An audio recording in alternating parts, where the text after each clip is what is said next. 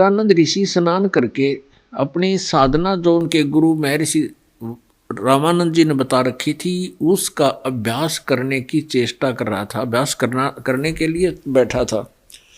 इतने में क्या देखा कि आकाश से एक बहुत तेज प्रकाश पुंज आया। प्रकाश का पुंज यानी समूह, गोला, और वो बहुत निकट, जब आसमान से बहुत निकट आ गया तो देखा अष्टानंद ने, उसकी आंखें चुंधी आ गई, वो उसको सहन नहीं कर सका उसके तेज को। जो ही आंखें बंद की तो उसके अंदर से एक छोटा सा शिशु, नवजात शिशु की आकृति दिखाई दी। दोबारा आंखें खोली तो वो प्रकाश कमल के उस लहर तारा तालाब में कमल के फूल पर सिमट गया था। लगभग सूर्य उदय होने से लगभग 1.5 घंटा पहले अंधेरा बहुत होता है। उस अंधेरे में वो कुछ नहीं देख सका, लेकिन जो उस प्रकाश के गोले से उसकी आंखों में चमका लगा था, आंखें बंद हुई तो बच्चा दिखाई दिया, बालक की आकृति नजर आई। जैसे हम सूर्य की तरफ कभी देख लेते हैं तो हम ज़्यादा देर सूर्य को नहीं देख सकते, बस एक पलक ऐसे ही देख सकते हैं, फिर आंखें बंद हो जाती हैं। फिर हम इधर उधर आंखें करते हैं तो सूर्य का तेज रहित आकार हमें दिखाई देता है और वो काफी देर तक आंखों के सामने आपको दृष्टिगोचर रहता। ठीक इसी प्रकार अष्टानंद ऋषि के साथ हुआ। अब उसने देखा कि ये क्या चक्कर था, एक बार तो मुझे प्रकाश दिखाई दिया, फिर ये बालक की आकृति बन गई और वो प्रकाश भी आकर पृथ्वी पर समा गया है। अब उसने सोचा है, ये प्रभु, ये मेरी भक्ति की कोई उपलब्धि है या मेरा कोई धोखा है। अब अपनी साधना को छोड़कर वो वहां से चल पड़ा कि अपने गुरुजी से शंका का समाधान कराऊंगा।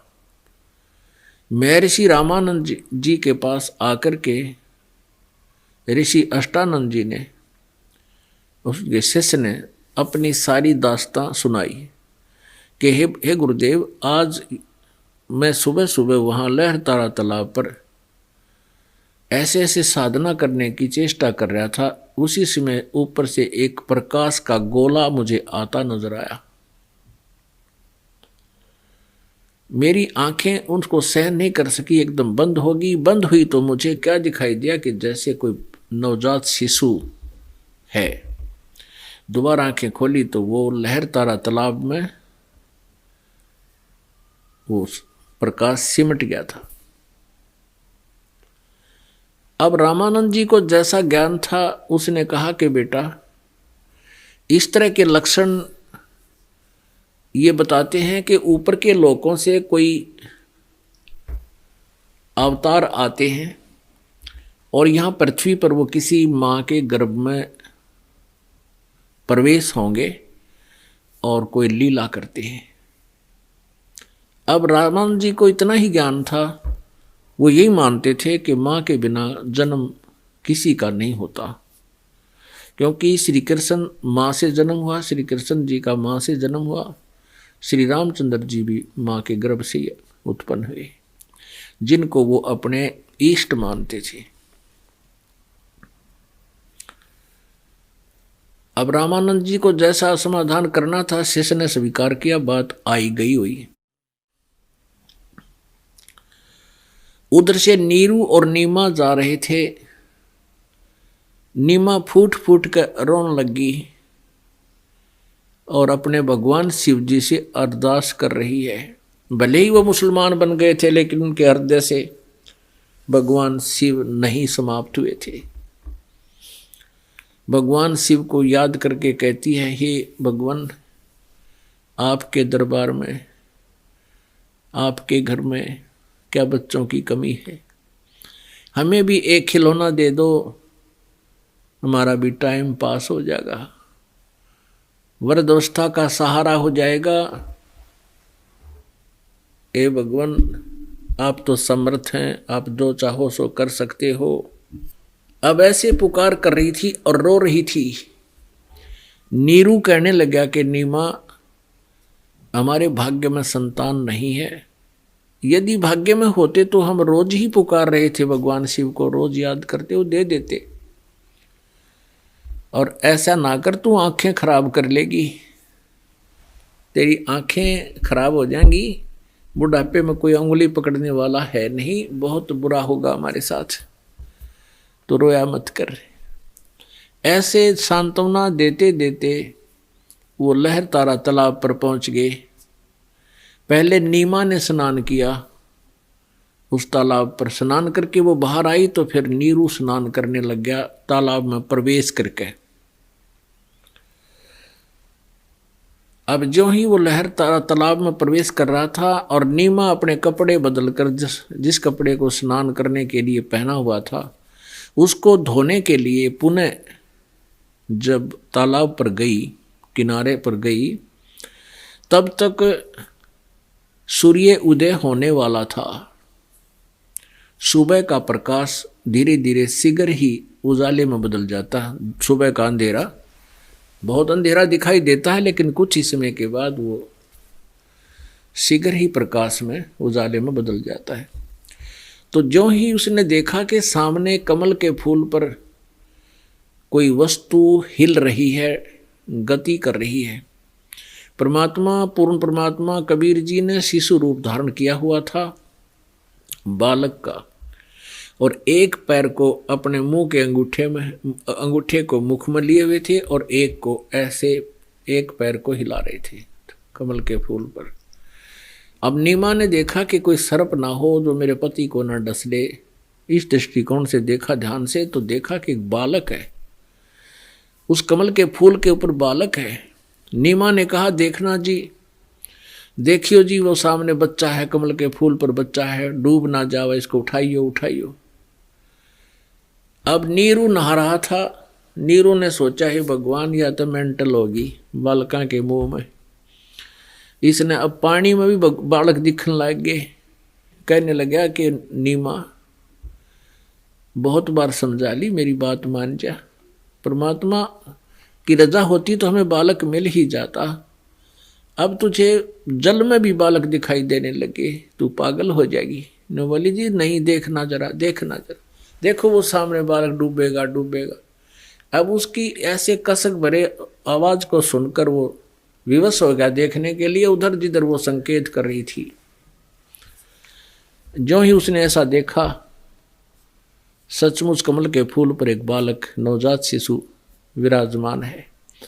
आओ देखा ना ताओ देखा, नू का नू कमल का फूल समेत तोड़ लिया, उठा लिया। और सचमुच ये तो बालक यहां और इतने गहरे जल में कैसे आ गया। अपनी पत्नी को थमा दिया। उसकी पत्नी बाहर जाकर उस बालक को प्यार करे, कदे उसका मुंह चूमे, सीने का लगावे, और सौ शुक्र मना रही है अपने शंकर भगवान की। हे भगवान, आज ही हृदय से याद किया था, आज ही आपने मेरे को एक लाल दे दिया। आप समर्थ हो। अपने आत्माओं, इन भगवाना के 9 नंबर बने हैं। परमात्मा कहते हैं, जगत का पेख ना पेखा, धनी का नाम ना लेखा। अब उस मालिक की तो उसका आसपास भी बात नहीं, कोई भगवान तेरी गोदी में है। लेकिन परमात्मा का प्रभाव छुपा नहीं रहता। जो ही उस माई ने वो बच्चा कमल के फूल से अपने पति के हाथों से गोद में लिया, उसको इतनी शांति होगी जैसे जलते हुए पर ठंडा पानी डाल दिया कने शरीर पे। इतनी शांति होगी और इतनी खुशी मन में होगी, कोई ठिकाना नहीं उसके आनंद का। पुण्यात्माओं, जिस परमात्मा के लिए हम तड़फ रहे हैं, जो भगवान हमें इतना सुख दे रहा है, जिसको हम देख भी नहीं पा रहे हैं, और वो परमात्मा हमें इतना सुख दे रहा है, उसकी हमें चाह है, उसके नाम लेने से भी आत्मा गदगद हो जाती है, आंखें भर आती है हमारी। और वो परमात्मा किसी बालक रूप में किसी पुण्यात्मा के सीने से लग रहा हो, वो भगवान, अब जो सुख महसूस उस माई को हो रहा होगा, उसका कोई पैमाना नहीं, उसका कोई हम वर्णन नहीं कर सकते। वो कितनी पुण्यकर्मी थी जिसकी गोदी में भगवान थे। अब वो इतनी खुशी हो रही है, सो शुक्र मना रही है, वो खो गई उस बालक के प्यार में। उधर से नीरू ने देखा कि ये तो बालक के मुंह में बहुत पागल होगी। उसने विचार लगाया कि हम पहले तो हिंदू थे, मुसलमान बना दिए, हमारा कोई साथी हिंदू रहा नहीं, मुसलमानों से विशेष संपर्क नहीं, और इस बालक को हम लेकर जाएंगे, लोग पूछेंगे, काशी के व्यक्ति पूछेंगे तुम कहाँ से लाए हो, किसी का बालक चुरा लाए हो, बताओ इनकी माँ बाप कौन है, ये माँ बाप का पता नहीं। हम कहेंगे लहर तारा तालाब में कमल के फूल पर था, तो लोग कहेंगे कमल के फूल पर बालक विराजमान हो ही नहीं सकता, नवजात शिशु है, इसको इतने गहरे जल में कौन छोड़ के आया, तुम झूठ बोल रहे हो। कहीं ऐसा ना हो ये बालक भी छीन लिया जाए और हमें भी नगरी से बाहर बेघर कर दिया जाए। इतना विचार करके उसने अपनी पत्नी से अपने मन की बात कही कि आप इस बच्चे को यहीं छोड़ दो, इसी में हमारी खैर है, हमारे साथ ऐसा ऐसा हो सकता है, हमें बेघर भी कर देंगे, नगरी भी छुड़वा देंगे, देश निकाला भी दे देंगे और ये बच्चा भी छीन लिया जाएगा। नीमा तो नई मुसीबत परचेज ना करे, परवाह नहीं मानी। वरने बोली ना जाने इस बालक ने मेरे ऊपर के जादू कर दिया, मैं रह नहीं सकती, मैं मर सकती हूँ इसके बिना। और कदे सीने का लगावा, कदे उसका प्यार करे बालक की तरह। अब नीरू ने सोचा या तो कति मेंटल होगी, पागल होली इस बच्चे के चक्कर में, आगा भविष्य कुछ देख नहीं रही, कल ना बेघर हो जावांगे, 2 रोटी टाइम पर उठ खा रहे हैं ये भी नहीं मिलेंगी और बालक भी छीना जाएगा। तो उसने कहा अपनी पत्नी से तू मान जा मेरी बात, रख दे इसको यहीं पर रख। नहीं मैं नहीं रख सकती। तो अपनी पत्नी पर उसने अपने जीवन में पहली बार अपनी पत्नी को थप्पड़ मारने की चेष्टा की और कहा कि तू बहुत ज्यादा ही अनाड़ी हो गई है, मैंने आज तक तेरे को कुछ भी नहीं कहा, तेरी हर बात को मैंने स्वीकार किया, इसलिए तेरी बात को मानता रहा कि इसके बालक नहीं है, कहीं इसकी आत्मा दुख ना हो जा, लेकिन तू तो सिर पर चढ़ गई, बिल्कुल नहीं मानती मेरी एक भी बात, रख दे इस बालक को ना तेरे 2 मारूंगा थप्पड़े। वह बोली जी कुछ भी करो, ये बच्चा नहीं मैं छोड़ सकती। जब उसने हाथ बिल्कुल कर लिया तैयार मारन खातिर रोते हुए ने, लेकिन उसी समय परमात्मा नवजात शिशु रूप में कबीर परमेश्वर ने कहा कि नीरू मैं तुम्हारे लिए आया हूं, तुम्हें कोई आपत्ति नहीं आवेगी, मुझे ले चलो घर पे। अब वो डर गया कि भैया कोई फरिश्ता ना हो, इसमें कदे कोई जिंद ना बोलता हो, हमारी बुद्धि यहीं तक काम करे है, कोई प्रेत ना हो इसमें। वो डर गया, कत्ती घिगी बंदगी उसकी, चुपचाप आगा बोली अपनी पत्नी करवा, बच्चे को सीने से लगाए और सो शुक्र मनाती हुई आ रही है। अब जो ही नगर के लोगों को पता चला कि नीमा के घर एक बालक आया है और वो बता रही है सच्चाई कि हमें ऐसे लहर तारा तालाब में कमल के फूल पर प्राप्त हुआ है, अब लोग उस गहराई में ना जाकर के उस बच्चे की सुंदरता, उस बच्चे की इतनी सुंदरता थी, इतने सुंदर बालक थे कि शायद पृथ्वी के ऊपर कोई भी इतना सुंदर बालक नहीं था। उनके चेहरे का नूर अजीब व गरीब था। सभी नगर निवासी जैसे पहले क्या होता था, हमने देखा गांव में किसी के कोई पुत्र वधू आ जाती, उसके कपड़े दिखाया करते, तिल शोक, उसका पूरा शोरूम बना दिया करते उन्हें देखने के लिए, और गांव की स्त्रियां मंडली बना बना के गीत गाती आया करती थी, नो देखने खातिर के लाई है वह। तो ऐसे गीत गाती हुई औरतें पूरे काशी की मंडरा के, और लोग भी व्यक्ति भी परमात्मा ने देखना हुए, इतना सुंदर बालक कदे देखा ना सुना। अब कोई कुछ कहे, कोई कुछ कहे, कोई कहे तो ब्रह्मा के साजिक है, कोई कहे विष्णु पर सकल जा है, कोई कहे तो चंद्रमा है, कोई किसी देव का अवतार है, और कोई कहे यो तो कोई जंद है, कोई कहे यो तो गण है, गण किसी देव का। अब वह माँ नीरू नाराज हो है, नो कह तुम मेरे बेटे का नजर लाओगे, हैं उनकी मट्टी ठाठा के फेंक के एक लो पाया की कि कदे मेरे बेटे का नजर ना हो जा। अब परमात्मा थे वह तो उनका के नजर हुआ थी, पर हम जीव हैं, जीव को जीव जैसा ही ज्ञान होता है। राजा तक भी देखण आए, वो तरह जो इतना सुंदर बालक। कहने का भाव ये है कि धीरे धीरे फिर उसका नाम रखने लगे। अब पंडित आगे, क्योंकि लालची लोग हों से ये, पहले पंडित आए कि हम लड़के का नाम रखेंगे। इतने में वहां पर काजी आ गए। काजी बोले नहीं, अब ये मुसलमान है, हम रखेंगे इसका नाम। अब नीरू ने 1 रुपया 2 रुपया उन बामणाती दे दिया, वो तो खिसक गए, अब तुम जाओ अड़ लड़ोगे ना। तो काजी ने बोले हम नाम रखेंगे इसका अपना मुसलमान रीति से। उन्होंने कुरान शरीफ को खोला, कुरान शरीफ पर लिखा था पहला अक्षर कबीर, सूरत फुरकानी 25 आयत नंबर 52 से लेकर 52 में ही पहला नाम था, 52 53 51। तो उसमें देखा कि ये तो कबीर नाम है। तो वो क्या रखते थे, जैसे पहले क आ गया था, जैसे र आ गया था रस्सी का मद, और ऐसे नाम रखते थे वो। तो क आने से वो कबीर ही लिखा पाया।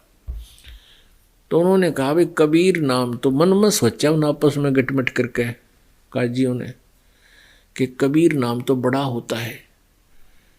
वो कबीर का अर्थ बड़ा करते हैं कि कबीर तो बड़ा होता है, महान होता है, लेकिन इस जुलाहे के लड़के का नाम महान रखना शोभा नहीं देता। और रखते हैं, और ने बतला के वो दूसरा पृष्ठ खोला, दोबारा कुरान शरीफ को फिर खोला। उन दोनों पृष्ठों पर कबीर कबीर कबीर कबीर, वो कुरान शरीफ वाला लेख नहीं रहा उस पुस्तक में, कबीर कबीर हो गया पूरे पृष्ठ पे। उन्हें फिर बंद करके दूसरा तीसरी जगह खोला, तो धीरे धीरे उन्हें पलट कर देखे सारे पृष्ठ, सब पे कबीर कबीर कबीर कबीर कबीर कबीर लिखा। अब काजिया ने सोची भाई यो अच्छा जादू जंत्र करे इसने। तब परमात्मा बोले कि काजियो मेरा नाम कबीर ही रखना पड़ेगा, क्योंकि वो परमात्मा एक नाम विशेष लेकर ही एक युग में अवतरित हुआ करते हैं। सतयुग में सत्सुकृत नाम था उस परम पिता का, ऐसे ही शिशु रूप धारण करके, बालक रूप धारण करके प्रकट हुए थे। और इसी प्रकार त्रेता युग में भी वो परमात्मा ऐसे शिशु रूप धारण करके प्रकट हुए थे। मुनिंदर नाम प्रसिद्ध हुआ प्रभु का। सतयुग में सत्सुकृत नाम पर था, त्रेता में मुनिंदर, द्वापर में करुणा में नाम प्रसिद्ध हुआ प्रभु का, इसी लीला से। और कलयुग में वो कबीर नाम ही लेकर आए थे, अपना यथार्थ वास्तविक जो नाम है प्रभु का वही। उसी समय काजी उठ कर चले गए। उसके बाद परमात्मा जब 5 वर्ष के हुए, जिस उद्देश्य को लेकर वो प्रभु आए थे उसको भी पूरा करना था। उद्देश्य तो उनका यही था कि मैं अपनी महिमा को बताऊं, क्योंकि परमात्मा ही अपनी महिमा को ठीक ठीक बता सकता है। अपने द्वारा रची हुई सृष्टि को वो रतनहार ही बता सकता है। जैसे गीता जी अध्याय नंबर 15 के श्लोक नंबर 1 से लेकर 4 में विवरण दिया हुआ है। गीता ज्ञान दाता कहता है कि ऊपर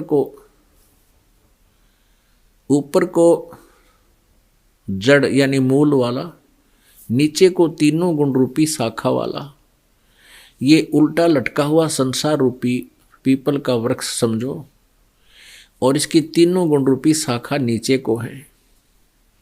और जो संत इस सारे विभाग को बता देगा, इस संसार रूपी वृक्ष के सभी पार्ट्स को, सभी विभागों को जो बताता है, भी तना कौन है, डार किसे कहते हैं, शाखा क्या है, पत्ते क्या हैं, तो वो तत्वदर्शी संत है। और वो तत्वदर्शी संत यथार्थ ज्ञान रखता है, जो वेदों, गीता और पुराणों से भी अन्य है और ऊपर का ज्ञान है। उनके वो भी है और उसे ऊपर का भी ज्ञान है। गीता जी अध्याय नंबर 4 के श्लोक नंबर 32 में कहा है कि जो 25 से लेकर 31 तक जो साधनाएं और यज्ञ अर्थात यज्ञ अनुष्ठानों के विषय में जानकारी दी है, इस प्रकार के बहुत से यज्ञ सच्चिदानंद घन ब्रह्म की वाणी में, यानी यज्ञ माने धार्मिक अनुष्ठानों को विस्तार से कहा गया है उस सच्चिदानंद घन ब्रह्म की वाणी में। उसको जानकर फिर पूर्ण रूप से बंधन से मुक्त प्राणी हो जाता है। तो वो सच्चिदानंद घन ब्रह्म की वाणी के विषय में, यानी वो तत्वदर्शी, वो तत्व ज्ञान है जो पूर्ण परमात्मा स्वयं ही आकर अपने मुखारविंद से अपनी वाणी से बोलता है। तो चौथे अध्याय के 34वें श्लोक में कहा कि उस तत्व ज्ञान को तू, सच्चिदानंद घन ब्रह्म की वाणी को,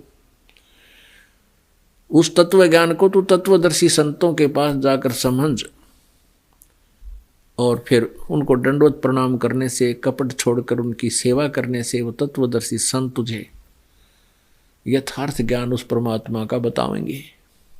तो उस तत्वदर्शी संत की पहचान 15वें अध्याय के प्रथम श्लोक में बताई है कि उल्टे लटके हुए संसार रूपी वृक्ष को जो विस्तार से बताता स वेदवित, वो तत्वदर्शी संत है। परमेश्वर कबीर जी ने 600 वर्ष पहले अपनी सच्चिदानंद घन ब्रह्म की वाणी कबीर वाणी में लिखा था, अक्षर पुरुष एक पेड़ है, निरंजन वा की डार, तीनों देवा शाखा है, ये पात रूप संसार।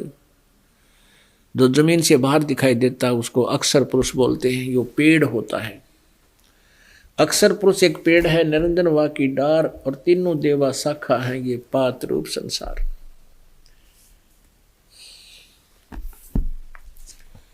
अब देखिएगा पुण्यात्मा, थोड़े से सदग्रंथों को भी हम साथ साथ देखें, तब आगे चलेंगे। और ये गीता प्रेस गोरखपुर से प्रकाशित है।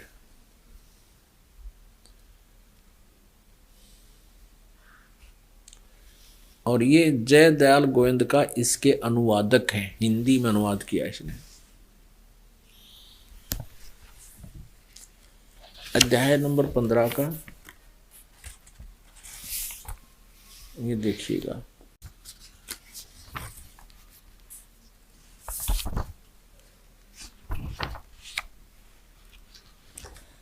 श्लोक नंबर 1,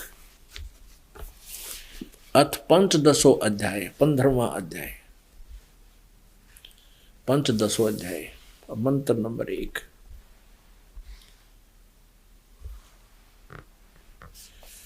ऊर्ध्व मूलम, ऊर्ध्व माने ऊपर को, ऊर्ध्व मूलम अध शाखम, अश्वत्थम प्राहु अव्यम, छंदासी यस्य पर्णानि, स ये तम वेद, स वेदवित।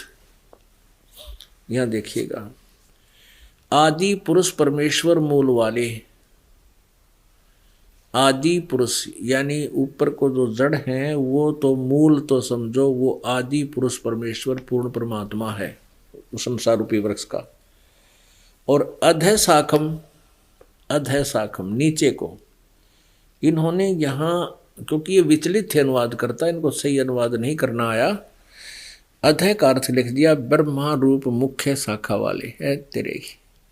अध माने नीचे होता। देखिएगा ये श्लोक नंबर 2 है 15वें अध्याय का। इसमें अध च ऊर्ध्व, अध, इसमें 2 बार अध शब्द है, अक्षर है। अब इसको देखिए, इनका अनुवाद यहां किया है इन्होंने। अध माने नीचे, स्पष्ट है, इन्हीं का किया। अध माने नीचे, अध माने नीचे, ठीक है। तो यहाँ भी हम नीचे ही कहें तो बहुत अच्छा सेट हो जाएगा। 15वें अध्याय का फिर प्रथम देख रहे हैं। ऊर्ध्व मूलम, वो इसमें लिखना था ऊपर को जड़ वाला। ऊर्ध्व माने ऊपर को, आदि पुरुष परमेश्वर रूपी मूल वाले, जड़ वाले। अधः शाखम, नीचे को शाखा वाले। अधः शाखम, नीचे को शाखा वाले। अधः माने नीचे लिखना था। संसार रूपी पीपल के वृक्ष को अविनाशी कहते हैं। वेद जिसके पत्ते कहे गए हैं, अरिव देखना, कहे गए हैं। तम, उस संसार रूपी वृक्ष को, यह माने जो पुरुष, वेद माने मूल सहित तत्व से जानता है। यह वेद जो मूल सहित जड़ से लेकर और पत्तों तक जो जानता है, स वेदवित। संस्कृत साथ पढ़ो जब समझ में आएगी। स वेदवित, वह वेद के तात्पर्य को जानने वाला है, अर्थात वह तत्वदर्शी संत है, वो सही ज्ञान को जानने वाला है। अब इसमें पहचान बता दी कि तत्वदर्शी संत कैसा होगा, ये देखिएगा। ऊर्ध्व मूलम अधः शाखम अश्वत्थम पराहो अव्यम छंदासी यस्य पर्णानि, यह तम वेद। ऊपर को जड़ वाला, नीचे को शाखा वाला, ये संसार रूपी पीपल का अविनाशी वृक्ष कहा गया है। और इसके छंद यानी विभाग, पत्ते आदि सब विभाग हैं। और यह माने जो, तम माने उस अज्ञान अंधकार में छुपे हुए इस ज्ञान को, उस संसार रूपी वृक्ष को जानता है। वेद माने जानना। यह तम वेद जो इसको जानता है, ऊपर को जड़ नीचे को शाखा कौन है, पत्तों तक बता देगा, उसके न्यारे विभाग सहित बतावेगा। स वेदवित, वह वेद के तात्पर्य को जानने वाला अर्थात तत्वदर्शी संत है। अब इससे पहले ये देखिएगा, ये संसार रूपी वृक्ष का एक चित्र दिखाते हैं आपको, इससे समझना होगी आपका सारी कहानी। ये देखिएगा, ये पूरा ये समझिएगा, ये जमीन से बाहर नजर आता है, इसको समझो पेड़ बोलते हैं। जमीन के अंदर गुप्त जो जड़ हैं वो प्रोक्स होती हैं, अनविजिबल होती हैं। और ये विजिबल होता है बाहर जो भी तना है, ये तना है, ये मोटी डार है, ये तीनों शाखा हैं और ये पत्ता है, पत्ते हैं। तो परमात्मा कबीर जी ने 600 वर्ष पहले ये तत्व ज्ञान अपनी सिंपल लैंग्वेज में सच्चिदानंद घन ब्रह्म की वाणी में अर्थात कबीर वाणी में बोला हुआ है। अक्षर पुरुष, ये तना तो है अक्षर पुरुष, और इसमें से मोटी डार निकली है, ये है सर पुरुष। सर ब्रह्म कहो, अक्षर सर पुरुष कहो, ज्योत स्वरूपी काल कहो, ब्रह्म कहो।